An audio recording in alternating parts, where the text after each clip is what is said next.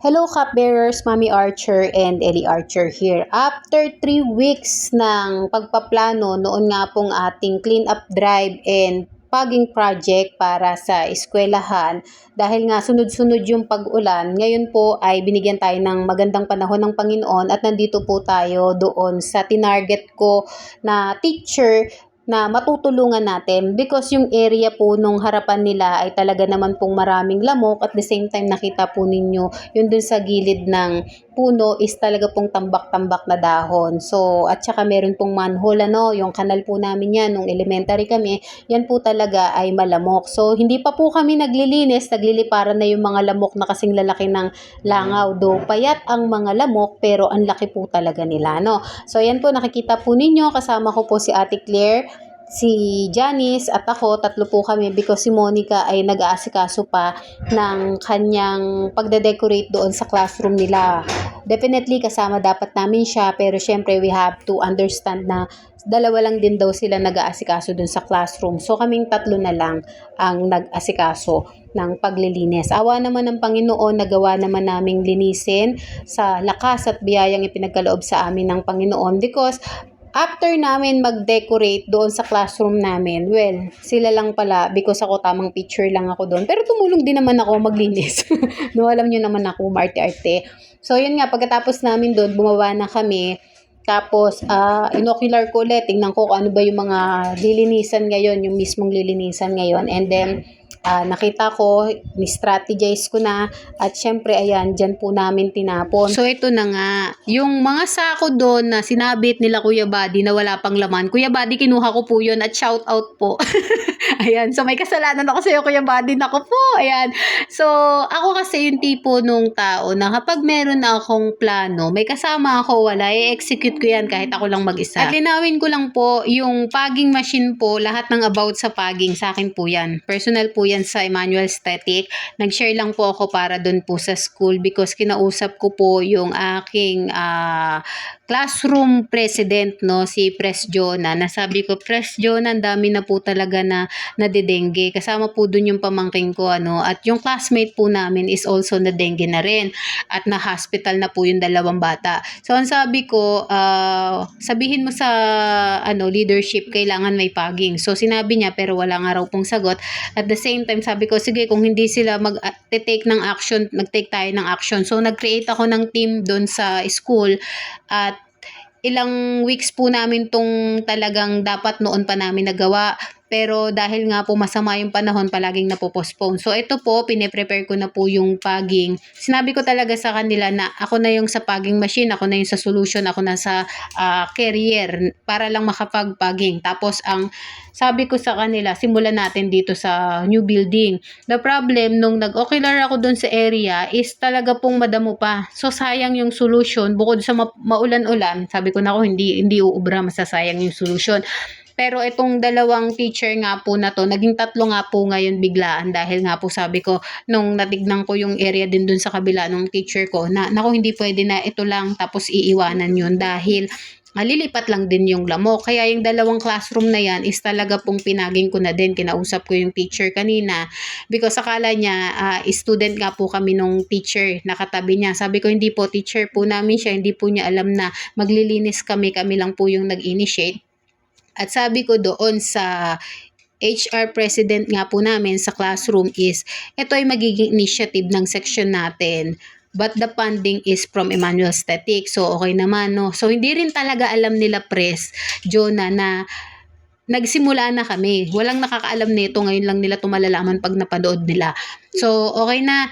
Balik tayo dun sa part na nalinis na namin ni Janice at saka ni Ate Claire. Si Monica hindi nakasama because sila lang din dalawa nung isa niyang kasama na nag-aasikaso nga po ng decoration for Christmas party. Kami kasi nila Janice, pagkatapos na mag-decorate doon sa taas is bumaba na kami para po dito. So makikita po ninyo dito talaga pong patong-patong yung mga dahon. So, nalinis na nga po namin yan. And ito po, nag-start na kami. Yan yung area na sinasabi ko na hindi kasali pero sinali na namin kasi lilipat lang din dun sa area ng teacher ko. So, talagang naikot naman po yung square na yon, ano. Tapos, nag-start na ako dito kay teacher. Ito yung nalinis namin na puro tambak talaga ng dahon. At yung mga halamanan, puro dahon na din yon. So, kailangan malinis yung ilalim bago mo siya ipaging. Awa naman po ng Panginoon, talaga naman po sa tulong-tulong din po naming tatlo na ayos naman, nalinis naman. That's why, ayan, nag-start na po ako na magpaging. So, magbigay lang po ako ng konting sharing kasi itong teacher na to, kaya ako siya talaga naisip na, ay, linisan natin to guys yung kay teacher because ito yung teacher na nag-inspire po sa akin. Malaki yung impact niya dun sa buhay ko because siya yung kumausap kay mama na pasalaminan nga po yung brother ko na visually impaired kasi matalino si kuya. So nakita niya na bukod sa matalino si kuya, tas mabait pa din po si brother, nakita niya nahihirapan yung kanyang estudyante at dun tayo magpo-focus. Nakita ng isang teacher na nahihirapan yung estudyante niya. That's why kinol niya yung attention ng magulang ng estudyante niya. At yung simpleng action na yun is naging malaki yung impact. Hindi lang dun sa estudyante niya, hindi lang sa kuya ko, kundi sa akin. Because tinitignan ko siya that time na kinakausap niya si mama. Nakita ko doon yung sincerity niya, yung pagmamahal niya sa kuya ko. Because at the very young age, ako yung tipo ng tao na very observant ako at talagang tinitignan ko at nararamdaman ko kung itong taong to ba na kausap ako, kausap ang magulang ko, kausap ang mga taong nasa paligid ko is sincere or hindi. Kaya malaking bagay sa akin yung sincerity and accountability. As part ng pagiging teacher niya, accountable siya kung paano mag-i-improve ng mas maganda yung kalagayan ng kanyang estudyante. Whether sobrang talino o hindi matalino yan.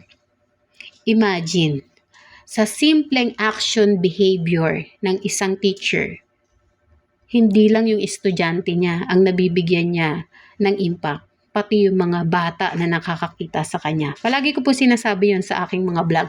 Mabuti o masama ang gawin mo, sabihin mo, actions and behavior mo sa isang estudyante, tumatatak yan sa puso at isip namin ng mga estudyante mo. That's why sinabi ko talaga, pinangako ko sa sarili ko noon, balang araw, darating yung oras, makakapagpasalamat ako dito sa teacher na to. And after namin doon, pumunta na din kami doon sa isa pang teacher na naka-inspire din po sa akin. Teacher ko kasi to sa math noon kasi mahina talaga ako sa math. So sabi ko, sige kahit hindi pa nakalinis, no? Kasi may maliliit na damo pa lang naman. Sabi ko, sige ano na natin, ipaging na din natin. Tapos pag nalinis nyo na, kaya ko naman ulit dalahin tong paging na to. So, ipaging ulit natin, ano. So, kami naman, tawanan kami ng tawanan dyan. Ang problem ko dito sa area na to, maraming stagnant water doon sa may pader. So, yun yung kailangan malaman ni teacher na mapalinis at saka mapatanggal yung ano. Kasi during that time na nagpapaging na po kami, naglalaglagan na talaga yung mga lamok because maganda po yung klase ng ating insecticide na nilagay dyan. Tapos, friendly din dun sa mga halaman kaya hindi po nakakasira kung mga plantito at plantita kayo. So inabot na namin hanggang dun sa dulo, dun sa may jealousy. Tapos ito po yung mga before and after ng picture bago po kami naglinis, no. So hopefully napatrimming to ni teacher para sa susunod, madali na po siya lalong linisan at mas madali po siyang ipaging kasi sobrang sukal na din po ng mga halaman kaya po napagtataguan na po ng mga lamok. So at least meron tayong cleanup drive and fogging project na natapos bago matapos ang taon because bukas po ay Christmas party or year-end party na po ng mga estudyante. So, we have to be grateful and thankful sa Panginoon sa lahat ng biyayang ipinagkaloob niya and whatever we have to share it for the glory of God alone. Ano? So, nakakatuwa kasi salamat din kay Janice, kay Ate Claire, kay Monica because ito talaga yung mga tao na kasama ko sa mga feeding program na ginagawa po dun sa school. At the same time, salamat din po sa mga bata na kasama namin nag-picture-picture. At syempre yung anak ko kasama po dyan dahil yan po yung ating vlogger. So ayan po yung after no nalinis na po natin yung mga dumi doon sa area ni teacher. Sobrang kapal po kasi nung tambak na mga dahon-dahon dyan. Kaya kailangan talaga yun maalis para bago magpaging is maganda na po yung kalalabasan ng ating cleanup drive and yung paging project po namin. So, again po, dito po sa team namin, wala po ditong bida.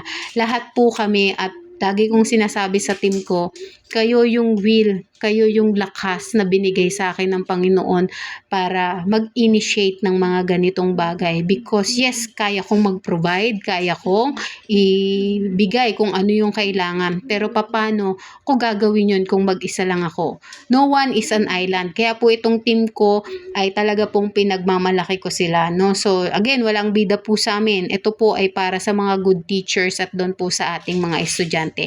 At all glory belongs to God alone at wala na pong iba. Like and share our video. God bless everyone!